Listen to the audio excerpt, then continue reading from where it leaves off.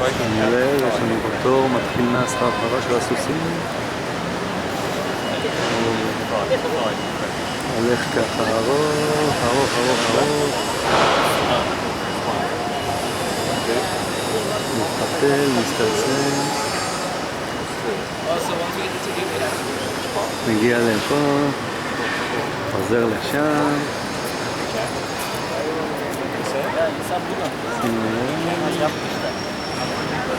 כל זה חוזר לכאן, למשרד הכרטיסים. כל זה בשביל לעלות למגדל אייפל. אנחנו כבר עומדים פה איזה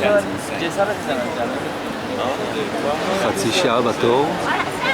נקווה לעלות מהר. הנה זה המגדל, שימו לב, אבל נראה